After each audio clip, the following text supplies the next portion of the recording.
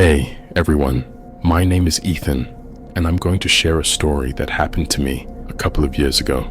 It might sound crazy, but I swear every word is true. This story still haunts me, and it has left me pretty shaken up.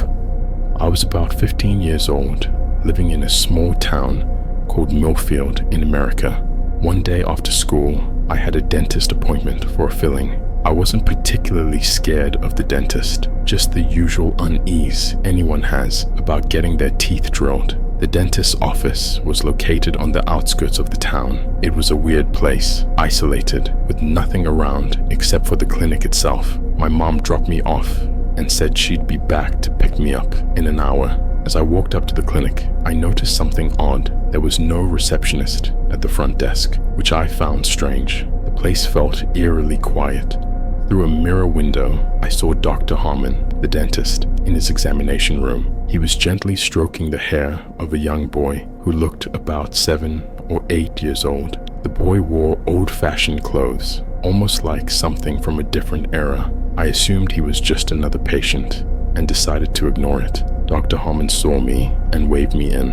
He was a middle-aged guy, pretty friendly, but with a certain oddness about him. As I walked into the room, the boy was gone. I didn't think much of it and sat in the dental chair. As Dr. Harmon prepped his tools, he started talking to me in a weird way. "You should bring your girlfriend here sometime," he said, smiling. "I could replace her teeth with gold ones. She'd look stunning." I felt a chill run down my spine. His tone was too casual, almost like he wasn't joking. Trying to change the subject, I asked him about the boy I saw earlier. "Is that your son?" I asked. Dr. Harmon's face went pale. He stopped what he was doing and stared at me. "What boy? How could you see him?" he asked, his voice trembling. "The boy I saw through the window. He was in here with you," I said, feeling more and more uneasy. Dr. Harmon's hands shook as he put down his tools. He was amazed and giving the reaction that how was I able to see him, like it was something can't be seen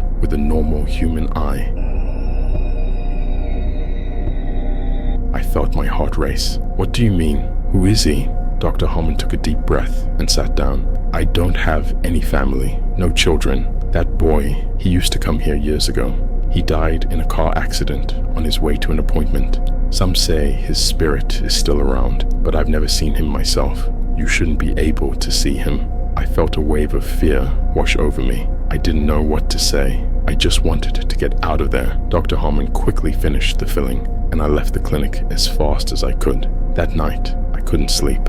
I kept thinking about the boy, about how real he looked, and about what Dr. Harmon said. The next few days were tough. I couldn't focus on school, and I started having nightmares. My mom noticed and took me to see a psychiatrist. The psychiatrist sessions helped a bit, but the experience left a lasting impact on me. Even now, years later, I still get anxious whenever I go to the dentist. I never went back to Dr. Harmon's clinic, and I still wonder what I really saw that day. I later found out that Dr. Harmon never had any children of his own. Some people in town whispered that he had summoned the soul of that boy, trying to replace the child he never had. I don't know if that's true, but I do know that I saw something that day that I can't explain, and it changed me forever.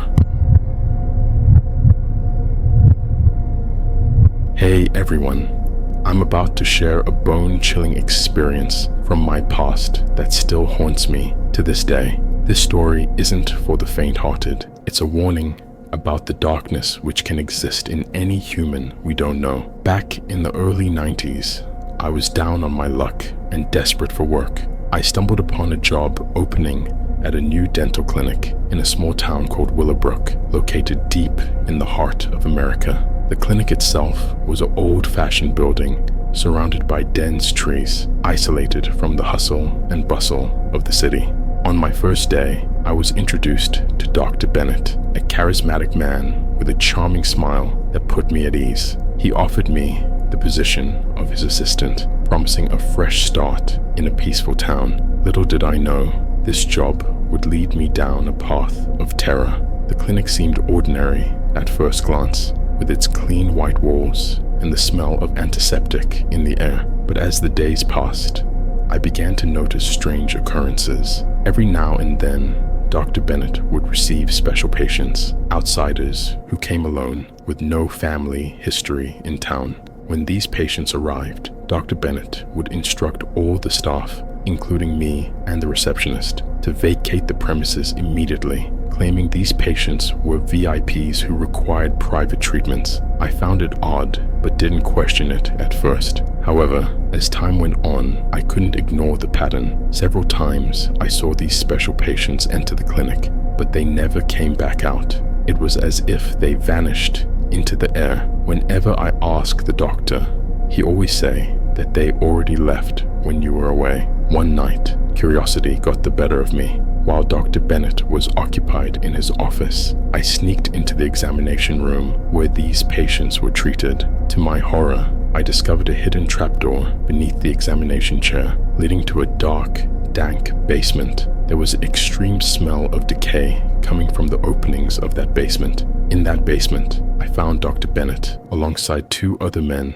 I had never seen before. Men with cold, calculating eyes that sent a chill down my spine. They were performing unspeakable acts on those patients, acts of pure sadism and cruelty. The realization dawned on me that Dr. Bennett wasn't just a dentist. He was a monster who preyed on the vulnerable. I fled from the clinic that night, my heart pounding with fear. I couldn't bear to be complicit in such atrocities. I drove out of Willowbrook, leaving everything behind.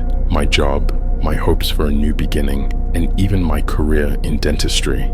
I reported the incident to the police, but they found no evidence of the horrors I witnessed. Dr. Bennett and his accomplices had covered their tracks well, but almost 4 to 5 years later, I heard the news that a dentist with his friends had been arrested in Willowbrook and was accused of selling organs to organ mafia. My inner self just got into some peace after hearing it. So, if you ever find yourself in a small town needing dental care, beware of the friendly smile that hides a darker truth.